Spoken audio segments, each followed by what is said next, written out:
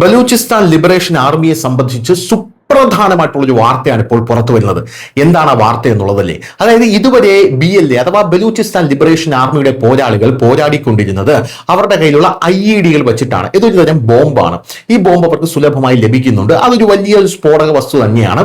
എന്നാൽ അതുകൊണ്ട് മാത്രം പാകിസ്ഥാൻ പട്ടാളത്തെ ഇവർ നേരിട്ടു എന്നുള്ളതാണ് ഇവരുടെ കരുത്ത് വിളിച്ചു കാട്ടുന്നത്. അതേസമയം ഇതുകൊണ്ട് മാത്രം പാകിസ്ഥാൻ പട്ടാളത്തെ നേരിട്ട ഇവർക്ക് അത്യാധുനികമായിട്ടുള്ള ഡ്രോണുകളും വിമാനങ്ങളും ലഭിച്ചാൽ എങ്ങനെയിരിക്കും? പാകിസ്ഥാന്റെ ഗതി എന്താകും എന്നുള്ളതാണ് പ്രധാനപ്പെട്ട ഒരു ചോദ്യം എന്ന് പറയുന്നത്. ഇപ്പോൾ തന്നെ പാകിസ്ഥാന്റെ പ്രതിരോധ മന്ത്രി ഖ്വാജ ആസിഫ് അവരുടെ പാർലമെന്റിൽ പറഞ്ഞിരിക്കുന്നത് നമ്മുടെ പാകിസ്ഥാൻ പട്ടാളക്കാരുടെ കയ്യിൽ പോലും ഇല്ലാത്ത രീതിയിലുള്ള ആയുധങ്ങളാണ് ഇപ്പോൾ ബലൂചിസ്ഥാനികളുടെ കയ്യിൽ ഇരിക്കുന്നത് എന്നുള്ളതാണ്.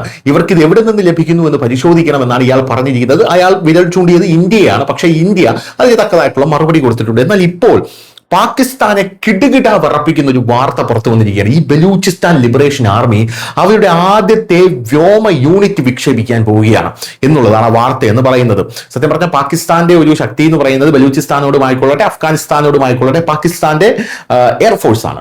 പക്ഷേ ബലൂചിസ്ഥാന് ഈ എയർഫോഴ്സ് ഇല്ല, അഫ്ഗാനിസ്ഥാനും ഇതില്ല. അപ്പോ പാകിസ്ഥാൻ ഇതിന്റെ ബലൂചിസ്ഥാന്റെ ഒരു വ്യോമ യൂണിറ്റ് വരിക എന്ന് പറഞ്ഞു കഴിഞ്ഞാൽ പാകിസ്ഥാൻ മാത്രമല്ല പാകിസ്ഥാന്റെ സിവിലിയൻസ് പേടിക്കണം എന്നുള്ളതാണ് പ്രധാനപ്പെട്ട കാര്യം എന്ന് പറയുന്നത്. ഇപ്പോൾ ഇതാ പാകിസ്ഥാനിലെ അസ്വസ്ഥമായ ബലൂചിസ്ഥാൻ പ്രവിശ്യയിൽ പാകിസ്ഥാൻ സൈന്യത്തിന്റെ പ്രശ്നങ്ങൾ വരും ദിവസങ്ങളിൽ കൂടുതൽ സങ്കീർണമാകുമെന്നാണ് മനസ്സിലാകുന്നത്. ബലൂചിസ്ഥാനിൽ സജീവമായ വിഘടനവാദ സംഘടനയായിട്ടുള്ള ബലൂച്ച് ലിബറേഷൻ ആർമി ആധുനിക സാങ്കേതിക വിദ്യ ഉപയോഗിച്ച് ആദ്യത്തെ വ്യോമ ഡ്രോൺ യുദ്ധ unit Qazi aero 5 rangers QAHR എന്നാണ് അതിന്റെ പേര്, അത് രൂപീകരിക്കുന്നതായി ഔദ്യോഗികമായി പ്രഖ്യാപിച്ചിരിക്കുകയാണ്. സംഘടനയുടെ അഭിപ്രായത്തിൽ ഈ യൂണിറ്റ് പ്രത്യേകം നൂതന ഡ്രോൺ പ്രവർത്തനങ്ങളിലും വ്യോമ നിരീക്ഷണ ശേഷികളിലുമായിരിക്കും ശ്രദ്ധ കേന്ദ്രീകരിക്കുക. സംഘടനയ്ക്കുള്ളിൽ ആധുനിക യുദ്ധ രീതികൾക്ക് മുൻഗണന നൽകിയിട്ടുള്ള സീനിയർ കമാൻഡർ അബ്ദുൾ ബാസിത്ത് ആണ് ഈ തന്ത്രത്തിന് നേതൃത്വം നൽകുന്നത് എന്നും പറയപ്പെടുന്നു. എന്തായാലും ഗ്വാദറിൽ അടുത്തിടെ നടന്ന ഓപ്പറേഷൻ ഫാറോഫ് 2.0യിലാണ് പുതിയ യൂണിറ്റ് ആദ്യമായി ഉപയോഗിച്ചതെന്ന് BLA അവകാശപ്പെടുന്നു. സൈനിക താവളങ്ങൾ, തുറമുഖങ്ങൾ, ആശയവിനിമയ അടിസ്ഥാന സൗകര്യങ്ങൾ എന്നിവ ലക്ഷ്യമിട്ടായിരുന്നു ഈ ഓപ്പറേഷൻ. എന്നിരുന്നാലും ഈ അവകാശവാദങ്ങൾക്ക് സ്വതന്ത്ര സ്ഥിരീകരണം ഒന്നും ലഭിച്ചിട്ടില്ല. ഈ പ്രഖ്യാപനത്തോടൊപ്പം പർവ്വത പ്രദേശങ്ങളിൽ സായുധരായിട്ടുള്ള അംഗങ്ങൾ ഡ്രോൺ പരീക്ഷിക്കുന്നതിനും ഗ്വാദ്വാറിന് മുകളിലൂടെ ഒരു ഡ്രോൺ പറക്കുന്നതും കാണിക്കുന്ന ഒരു വീഡിയോയും ഈ സംഘടന പുറത്തുവിട്ടിട്ടുണ്ട്. ഈ അവകാശവാദം ശരിയാണെങ്കിൽ ബലൂചിസ്ഥാനിൽ തീവ്രവാദ ഗ്രൂപ്പുകൾ പോരാടുന്ന രീതിയിൽ ഒരു വലിയ മാറ്റത്തിന്റെ സൂചനയാണിതെന്നാണ് പ്രതിരോധ വിദഗ്ധരടക്കം പറയുന്നത്.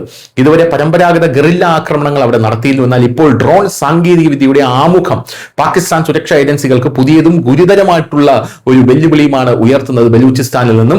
ഈ വിഷയത്തിൽ പാകിസ്ഥാൻ ഉദ്യോഗസ്ഥരിൽ നിന്ന് നിലവിൽ ഔദ്യോഗികമായിട്ടുള്ള പ്രതികരണങ്ങൾ ഒന്നും തന്നെ ലഭിച്ചില്ല എന്നുള്ളതാണ് വളരെ വലിയൊരു കാര്യമെന്ന് പറയുന്നത്. എന്തായാലും പാകിസ്ഥാന് വരുന്ന ദിവസങ്ങൾ കാളരാത്രികളാകും എന്നുള്ള കാര്യത്തിൽ യാതൊരുവിധ സംശയവുമില്ല. കാരണം ബലൂചിസ്ഥാന്റെ കയ്യിൽ അത്യാധുനികമായിട്ടുള്ള ഡ്രോണുകളും മറ്റു വ്യോമ സംവിധാനങ്ങളും എല്ലാം ലഭിച്ചു കഴിഞ്ഞാൽ പാകിസ്ഥാനെ അവർ മുച്ചൂട് മുടിക്കുമെന്നുള്ള കാര്യത്തിൽ യാതൊരുവിധ ഡൗട്ടുമില്ല. News desk Malayalam.